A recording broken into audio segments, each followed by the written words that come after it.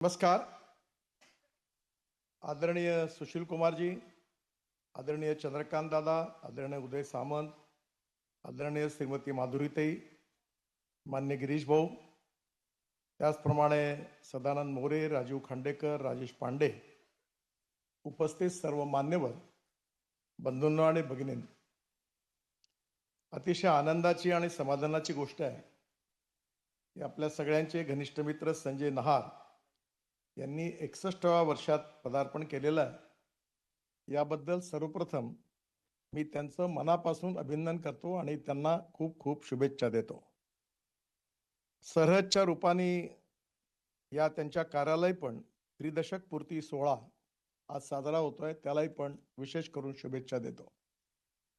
आपल्या सगळ्यांना माहिती आहे की विशेषतः पुण्यामध्ये असतानाही संजय नहार यांनी देशाची राष्ट्रीय एकता, एकात्मता आणि अखंडता या तिन्ही गोष्टी सार्वभौमपणे याचं रक्षण करण्याकरता जे लोकप्रबोधनाचं कार्य केलेलं आहे ते नक्कीच आपल्या सगळ्यांकरता अतिशय अभिमानाचा विषय आहे.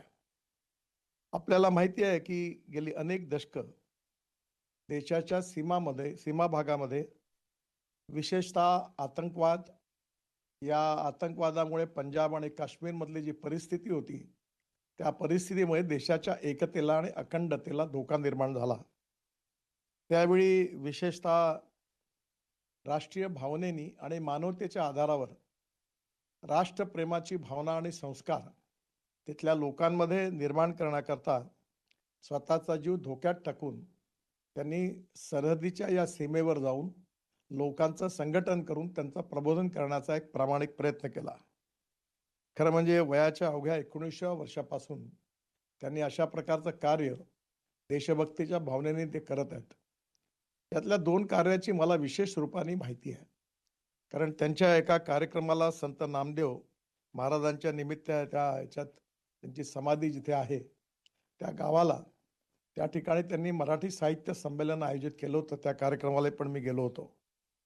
विशेषतः पंजाबमध्ये एक परिस्थिती निर्माण झाली आणि मधल्या काळामध्ये विशेषतः आपल्या माजी प्रधानमंत्री इंदिरा गांधींच्या हत्येनंतर तिथलं वातावरण फारच प्रदूषित झालं होतं. एक प्रकारे भारताच्या विरुद्ध मोठ्या प्रमाणाचं षडयंत्र त्या ठिकाणी रचलं गेलं आणि विशेषतः पाकिस्तानच्या मार्फत या सगळ्यांना मोठं सहकार्य देखील त्या काळात होत होतं. या सगळ्या काळामध्ये त्यांनी पुण्यापासून पंजाबमध्ये जाऊन त्या ठिकाणी या सगळ्या देशप्रेमाचा जो धागा आहे तो विणण्याचा त्यांनी प्रयत्न केला आणि त्यातून त्यांना त्यांच्याजवळ पैसा नव्हता, राजकीय पाठबळ नव्हतं, पण केवळ राष्ट्रभक्तीची भावना होती, सामाजिक दायित्वाची भावना होती आणि समाजाकरता आणि देशाकरता, एकतेकरता, अखंडतेकरता राष्ट्रप्रेमाच्या भावनेतून काही करण्याची त्यांची इच्छा होती. या कारणामध्ये त्यांनी पंजाबमध्ये लोकप्रबोधन करण्याकरता 21 शांतता यात्रा केल्या. वेगवेगळ्या याच्या विचारांना एकत्र केलं. मला आठवतं विशेषतः काश्मीरमधल्या अगदी कोपऱ्यामध्ये पाकिस्तानच्या सीमावर्ती भागामध्ये काम करणं खूप कठीण आहे.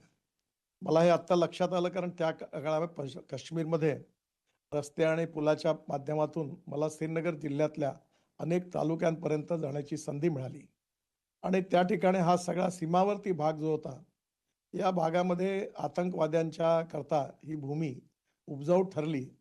याचं कारण विशेषतः पाकिस्तानकडनं मोठ्या प्रमाणावर वेगळ्या विचारही प्रदूषित करून देशाच्या विरुद्ध भडकवण्याचा प्रयत्न झाला.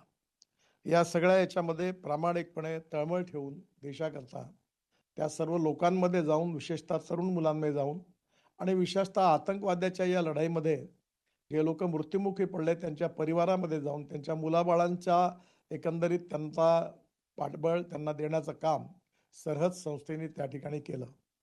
तर आपण विचार केला तर अशा प्रकारचं काम आपल्याला कुठेच असं केल्या फार कमी उदाहरणं प्रस्तुत होतील आणि त्यामुळे या सगळ्यांमुळे आज तिथली परिस्थिती बदलली आहे. आपल्याला आठवत आहे त्या काळामध्ये बाबा आमटेंनी देखील भारत जोडो अभियान सुरू केलं होतं आणि असे अनेक लोक, सुनील दत्त यांनी त्या काळात केलं होतं. त्याचबरोबर असे काही फार खूप उपक्रम नव्हते, पण देशहिताकरता आपला जीव धोक्यात टाकून अशा प्रकारे देशाकरता काम करणाऱ्या अनेक देशभक्तांची सामाजिक दायित्व आणि राष्ट्रीय दायित्वाची भावनातून काम करणाऱ्या व्यक्तींमध्ये संजयजींचं नाव निश्चितपणे आहे. त्यांच्या या शांततेच्या प्रयत्नांमधून त्यांनी अनेक लोकांचं वैचारिक परिवर्तन केलं. जे परिवार याच्यात आहत झाले होते, त्या परिवाराची विशेषतः जबाबदारी घेऊन त्यांची सेवा करण्याचे त्यांनी प्रयत्न केला आणि विशेषतः काश्मीरमध्ये असेल जी परिस्थिती होती, त्या परिस्थितीमध्ये त्यांनी कठीण परिस्थितीत काम केलं. पंजाबमध्ये ज्यावेळी आतंकवादांनी जोर पकडला होता, त्या काळात त्या ठिकाणी जाऊन लोकांचं प्रबोधन करण्याचा प्रयत्न केला आणि म्हणूनच सरहद संस्थेचा विस्तार झाला. 1995 साली स्थापन झालेली ही संस्था याच्या आतापर्यंत सातत्याने या 30 वर्षामध्ये अनेक कार्यक्रम सातत्याने ते घेत आहेत. असं एका हिंदीच्या कवीने एक सुंदर गोष्ट आपल्या एका कवितेत मांडलेली आहे, की वही मनुष्य है कि जो मनुष्य के लिए मरे, यही पशु प्रवृत्ति है कि आप ही चरे, वही मनुष्य है की जो मनुष्य के लिए मरे. मानवतेकरता विशेषतः लहान मुलांमध्ये जात, पंथ, धर्म, भाषा याच्या पलीकडे जाऊन विचार करून आपण सगळ्यांनी एकत्र होऊन देशाकरता काम केलं पाहिजे आणि त्या मुलांचं शिक्षण असेल, त्या मुलांवर संस्कार असतील, अशा प्रकारच्या अनेक अभिनव कार्यक्रमाचं आयोजन संजयजींनी पंजाबमध्ये आणि काश्मीरच्या भागामध्ये केलं आणि त्यापैकी अनेक कार्यक्रमाची माहिती पण मला आहे. दिल्लीमध्ये पण त्यांनी अनेक कार्यक्रम केली होती. भारतीयता ही खऱ्या अर्थाने भारतीयत्व हा आपल्या सगळ्यांकरता देशभक्तीच्या रूपाने असा एक विचार आहे, की आपण जात, पंथ, धर्म, भाषेच्या वरती उठून हा देश आपल्या सगळ्यांचा आहे आणि आपल्या संविधानाप्रमाणे पण आपण खऱ्या अर्थाने सगळ्यांनी मिळून आपल्या देशाकरता काम केलं पाहिजे, हा आपला मूलभूत विचार आहे. पण अनेक वेळा जात, पंथ, धर्म, भाषा याच्या आधारावर समाज विभाजित करण्याचा प्रयत्न होत असतो. परंतु त्याचबरोबर सामाजिक एकतेचं आणि अखंडतेचं हे जे फॅब्रिक आहे, हे मजबूत ठेवणं हे देखील खूप मोठं काम आहे. मला अतिशय आनंद आहे, अभिमान आहे, की सरहदच्या रूपाने हे जे आदर्श समाजसेवेचं व्रतस्थ कार्य संजय नहार यांनी आपल्या जीवनात केलं, त्यांची अनेक पुस्तकं त्यांनी लिहिली, त्यात त्यांनी हे विचार पण लिहिले आहेत आणि केवळ विचारापुरतं किंवा लेखनापुरतं हे मर्यादित न राहता त्यांनी विचार कृतीतून प्रत्यक्ष रूपामध्ये उतरविला. त्यातल्या अनेक कार्यक्रमाची साक्षी पण मला बघायला मिळाली आणि सरहदच्या रूपाने सातत्याने त्यांची क्रियाशीलता सर्व ठिकाणी पाहायला मिळाली. ही अतिशय आनंदाची आणि अभिमानाची गोष्ट आहे आणि म्हणून सरहद्दीच्या रूपाने एकतेचा, अखंडतेचा प्रसार करण्याकरता केवळ वैचारिक माध्यमातून नाही, तर प्रत्यक्ष जाऊन त्या भूमीवर जाऊन तिथे जिथे समस्या असेल तिथे कार्य करणं आणि हे 30 वर्षाचं कार्य, हा 30 वर्षाचा इतिहास हा खऱ्या अर्थाने खूपच उद्बोधक आहे. म्हणजे आज पुण्यामध्येच कार्यक्रम होतोय आणि त्यामुळे लोकमान्य टिळकांचं एक सुंदर वाक्य होतं, की एखादा माणूस जीवन जगला किती यापेक्षा जीवन जगला कसा आहे जास्त महत्वाचं आहे. आणि मला असं वाटतं, की अशा प्रकारचं 30 वर्षाचं हे जीवन जे आहे समाजाकरता जगणं, हे खरं म्हणजे खूपच आदर्श गोष्ट आहे. मी नेहमी आपल्या मित्रांना, कार्यकर्त्यांना नेहमी सांगत असतो, की आपण कोणी साधू संन्यासी नाही आहोत. ठीक आहे, आपल्याला आपले मुलं-बाळं असतात, घरदार असतो, परिवार असतो.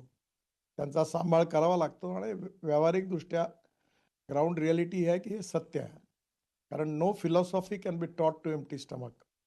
पण आपलं घर, परिवार सांभाळत असताना समाजाबद्दलची संवेदनशीलता, समाजाबद्दलची जबाबदारी, समाजाबद्दलची विशेषतः सामाजिक राष्ट्रीय जबाबदारी मनात ठेवून आपण स्वतः सेल्फ इनिशिएटिव्हने काही ना काही थोडं बहुत कार्य करत राहिलं पाहिजे. आणि असं अनेक लोकांनी कार्य केलं तर हा समाज नक्कीच यात गुणात्मक परिवर्तन झाल्याशिवाय राहणार नाही. मला आठवतं माझ्या विद्यार्थी दशेच्या याच्यामध्ये स्वर्गीय दत्तोपंत ठेंगडी एकदा असं म्हणाले होते, की every politician thinks about is next election and every socio economic reformer thinks from century to century. आज खऱ्या अर्थाने विचार भिन्नतेपेक्षा विचार शून्यता ही आपली समस्या आहे. आपले विचार कोणते आहे, त्याच्यावर काय मतभेद आहे हा प्रश्न नाही आहे. पण विचार शून्यता ही सध्या सगळ्यात मोठी समस्या आहे आणि राजकारणात तर ती फारच मोठी आहे. आणि समाजकारणात देखील काम करत असताना सामाजिक संवेदनशीलता, social consciousness, social awareness, social responsibility याचा खरं म्हणजे जेवढ्या मोठ्या प्रमाणामध्ये प्रभाव असायला पाहिजे तो नाही आहे. आपल्याला जेव्हा मी अनेक आमच्या राजकीय मित्रांना सांगतो, की राजकारणाची व्याख्या सत्ताकारण नाही आहे. समाजकारण, राष्ट्रकारण आणि विकासकारण आहे. आणि म्हणून हे जर करायचं असेल तर प्रत्येकाला काम करायला खूप वाव आहे.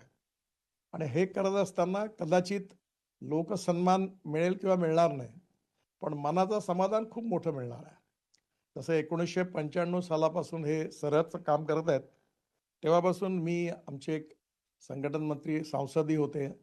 लक्ष्मणराव मानकर त्यांच्या मृत्यूनंतर आम्ही एक ट्रस्ट तयार केला आणि नक्षलग्रस्त क्षेत्रामध्ये शाळा चालवतो. तर आज त्याला 30 वर्ष झाली आणि या 30 वर्षाच्या इतिहासामध्ये त्याला अनेक पुरस्कार, परवा एबीपी माझाचा पुरस्कार मिळाला. 38,000 मुलं शिकतात. 1600 शिक्षक आहेत आणि अतिशय सुंदर काम करतात. आणि हे काम करत असताना त्या लक्षात असं आलं, की त्यांच्यामध्ये खूप गुणवत्ता आहे. त्यांना अनेक क्षेत्रात चांगलं काम करण्याची क्षमता आहे. पण ते सामाजिक, आर्थिक, शैक्षणिकदृष्ट्या मागासलेले आहेत. एक प्रयोग म्हणून गडचिरोली जिल्ह्यातल्या आदिवासी 80 मुली नागपुरात शिकण्याकरता आणल्या आणि या ठिकाणी लक्षात आलं, की त्यांना जेव्हा स्पोर्ट्समधलं ट्रेनिंग दिलं, तर त्या मुलींनी, माझा मित्र आहे रवी फडणवीस म्हणून, महिला महाविद्यालय इथे तिथे त्यांनी शिक्षण घेतात आहेत आणि त्यांनी राष्ट्रीय स्तरावर अनेक पदकं मिळवली. आता आंतरराष्ट्रीय स्तरावर चालल्या. म्हणजे मुळात ट्रायबल कम्युनिटीमधल्या मुला-मुलींमध्ये काहीतरी खेळाचं कौशल्य आहे, पण त्यांना संधी नाही मिळाली. त्यांना चांगल्या लोकांचा सहवास नाही मिळाला. जीवन जगण्याकरता चांगला विचार त्यांच्यापर्यंत पोहोचला नाही. आणि म्हणून अशी त्या परिवर्तनातून त्यांच्यामध्ये खूप जागरूकता झाली आणि आता गडचिरोली जिल्ह्यातलं चित्र बदललं. जे नक्षलवाद्यांचं कॅपिटल होतं ते आता पूर्ण बदललं. ते विकासाचं मॉडेल तयार झालं. तिथे सगळ्या गोष्टी बदलत गेल्या आणि आता तर पूर्ण सामाजिक आर्थिक परिवर्तनाची प्रक्रिया गतिशील झाली. विकास झाला, रोड झाले, अनेक ठिकाणी आता लोकांना रोजगार मिळाला. म्हणजे परिस्थिती बदलत चालली. ही समाजाची परिस्थिती बदलवणं हे राष्ट्रीय आणि सामाजिक जबाबदारीमध्ये वागणाऱ्या प्रत्येक सुसंस्कृत, देशभक्त आणि सामाजिक राष्ट्रीय जबाबदारी स्वीकारणाऱ्या सामाजिक राजकीय कार्यकर्त्याचं कर्तव्य आहे. आणि हे कर्तव्य सगळेच काही क्रांतिकारक, देशभक्त आणि स्वातंत्र्य संग्राम सैनिक बनू शकत नाही. बनणं शक्यही नाही, कदाचित काही बनतील, पण सगळे शक्य नाही.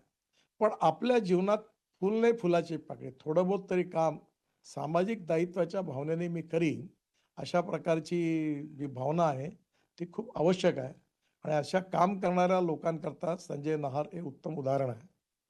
आज पिढ्या बदलत चाललेल्या आहेत. इतिहास बदलत जातोय. काल होतं ते आज आहे, आज नाही, आज आहे ते उद्या नाही. परिस्थिती बदलत चाललेली आहे. राजकारणामध्ये घडत असतं, कोण बनेल, काय बनेल याचा काही प्रश्न नाही आहे. पण राजकारण हे व्यावसायिक क्षेत्र नाही आहे. तर politics is the instrument of socio economic reform असं समजून काम करण्याकरता अनेक क्षेत्रामध्ये काम करायला खूप वाव आहे. आणि त्याचा बाय प्रॉडक्ट जे आहे, ते मी गमतीने माझ्या राजकीय मित्रांना सांगतो, की तुम्ही जर उत्तम सामाजिक काम केलं, तर तुम्हाला पोस्टर लावायची गरज नाही, कटआउट लावायची गरज नाही, तुम्हाला लोकांपुढे जाऊन मतं मागण्याची गरज नाही, कोणाला चहा-पाणी, नाश्ता खिलवायची गरज नाही आणि सभेकरता भाड्याने लोकं आणायची गरज नाही. जर तुम्ही लोकांच्या मनात काम केलं, तर लोकं आपोआप तुमच्या मागे उभं राहतात आणि चांगल्या कामाला रिकॉग्नाइज करतात आणि रिस्पेक्ट करतात. मी पण हा प्रयोग लोकसभेत करून बघितला, की मी सांगितलं, मला जे विचार पटतील तेच काम मी करीन. जात-पात, पंथ, धर्मभाषा जो करेल ते ऐकणार नाही, ते मी करणार नाही. जे व्हायचं आहे ते होईल. ज्याला द्यायचं असेल तो मला मत दिलं, नाही असेल तो नाही देणार. देईल त्याचंही काम करेन, नाही देणार त्याचंही काम करेन. आणि माझ्या लक्षात आलं, की काही फरक पडला नाही. हा जो बागुलबुवा आहे, जात, पंथ, धर्म, भाषेचा करून राजकारणामध्ये हे काही मी केलं. मी पण पक्षाचा अध्यक्ष होतो. अनेक जातीचे सेल तयार केले. अनेक प्रकारचे गोष्टी ज्या करायच्या त्या करून पाहिल्या. कारण निवडणूक जिंकायची आहे, मग केलं पाहिजे. पण नंतर माझ्या बऱ्याच उशिरात लक्षात आलं, की हे सगळं तकलादू आहे. जे काही काम आपण करतो, ज्यातून जनतेच्या हृदयात स्थान मिळतं, त्या माणसाला हा सगळा फापट पसारा करायची काही गरज नाही आहे. आणि जनता तुम्हाला आपोआप तुम्हाला बरोबर तुमच्या मागे उभी राहते. आणि म्हणून अशा प्रकारचं प्रामाणिकपणे, निस्वार्थ, निरपेक्ष, निस्पृह वृत्तीने राजकारणामध्ये आणि समाजकारणामध्ये काम करणारी माणसं वाढली पाहिजे. ही आपल्या देशाची सगळ्यात मोठी गरज आहे. आणि संजय नहारांचं हे कार्य हे त्यापैकी एक कार्य आहे. आणि म्हणून एक संजय नहार नाही, हजारो संजय नाहार आपल्या देशाला आणि समाजाला पाहिजे आहेत. त्यांनी अशी छोटी छोटी कामं करून अनेक लोकांच्या कामातून एक मोठं चित्र तयार होणार आहे. ते चित्र या देशाकरता समाजाकरता आपल्याला अभिप्रेत असणारं चित्र आहे. आपल्या अनेक क्रांतिकारकांनी, देशभक्तांनी, स्वातंत्र्य संग्राम सैनिकांनी, समाजसुधारकांनी आपल्या जीवनामध्ये अनेक वर्ष समाजाकरता देशाला दिली आणि त्याचा परिणाम असा झाला की आज जी आहे ती स्थिती आपल्याला बघायला मिळते. परंतु स्वराज्य आपल्याला मिळालं, पण सुराज्य अजून व्हायचं आहे आणि ते सुराज्य खऱ्या अर्थाने आपल्या मनातलं स्वप्नातलं होण्याकरता सामाजिक सुधारणा, सामाजिक परिवर्तन आणि जात पंथ धर्म भाषेच्या वरती उठून राष्ट्रीय एकता, अखंडता आणि एकात्म समाजाची निर्मिती करणं हे कठीण काम आहे. कुठेतरी अंधारात असे संजय नाहार सारखे दिवे जळत आहेत, याचा खूप आनंद आहे. मला व्यक्तिगतरित्या पुण्याच्या कार्यक्रमाला उपस्थित होण्याकरता विनंती केली होती, पण मी नुकताच पुण्याला येऊन गेलो. आता बऱ्याच वेळा पुण्याला येणं होतं, नेमक्या तारखा सोयीच्या नव्हत्या, त्यामुळे मी येऊ शकलो नाही. याबद्दल क्षमा मागतो. पण संजयजींना एवढंच सांगतो की अजून अनेक वर्ष तुम्हाला उत्तम समाजाचं काम करण्याकरता परमेश्वराने दीर्घायुष्य द्यावं आणि तुमच्या हातून असंच चांगलं काम होत राहावं, अशीच प्रकारच्या शुभेच्छा या 61 वर्षाच्या निमित्ताने आणि विशेषतः सरहदला हे 3 शतकं तुम्ही पूर्ण केली त्याबद्दल मनापासून खूप खूप शुभेच्छा देतो.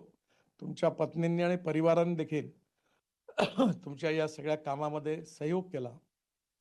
कदाचित त्यांनी सहयोग केला नसता तर तुम्ही काम नसते करू शकले. घरच्यांचं खूप महत्व आहे. आजकाल प्रत्येक घराघरातच नेते पैदा होतात. आमदाराच्या पोटातून आमदार, खासदाराच्या पोटातून खासदार, मंत्र्याच्या पोटातून मंत्री. आता ही प्रथा कुठेतरी बंद झाली पाहिजे. याचा अर्थ कोणाचा मुलगा असणं गुन्हा नाही आहे, पण समाज सुधारकाच्या जीवनातून देखील समाज सुधारक तयार झाले पाहिजे आणि ते त्याच्या आईवडिलांच्या किंवा ज्यांच्या पिढीने त्यांना केलं त्याच्या पुण्यावर नाही तर आपल्या स्वकर्तृत्वाने ते चमकले पाहिजे. ते बाबा आमटे जेवढे थोर होते तेवढंच विकास आणि प्रकाश आमटेंनी तेवढंच मोठं काम केलं. त्यामुळे मला असं वाटतं की शेवटी जनतेचा आधार, जनतेचं समर्थन हे खूप मोठं आहे. एखाद्याचा मुलं बाळं असणं कोणाचा गुन्हा नाही आहे, पण त्यांनी स्वतःच्या कर्तृत्वाने ते स्थान मिळवणं हे वेगळं आहे आणि मी यांचा मुलगा आहे म्हणून मला मिळावं हे वेगळं आहे. आणि या सगळ्या पद्धतीमध्ये परिवारातल्या लोकांचं डायरेक्ट, इनडायरेक्ट सहयोग, समर्थन आणि सपोर्ट मिळणं ही खूप कठीण गोष्ट आहे. मी जाणतो कारण माझंही पारिवारिक जीवन आहे आणि म्हणून आज संजयजींच्या जीवनात त्यांच्या पत्नींनी या सगळ्या जीवनाशी ॲडजस्ट केलं, या कामाला सपोर्ट केला, या कामाचं महत्त्व समजलं. हा एक खडतर प्रवास आहे. हा काही मान सन्मान प्रतिष्ठा देणारा प्रवास नव्हता, पण या प्रवाहाच्या प्रतिकूल परिस्थितीमध्ये प्रवाहाच्या विरुद्ध जाऊन हे काम करत राहणं एका विचाराकरता, देशाकरता आणि समाजाकरता खरोखर त्यांचं देखील या बाबतीतलं योगदान खूप मोठं आहे. त्यांनाही पण मनापासून शुभेच्छा देतो आणि संजयजींच्या जीवनात असंच कार्य निश्चितपणे होत राहील या शुभेच्छा देऊन माझं बोलणं संपवतो. धन्यवाद. नमस्कार.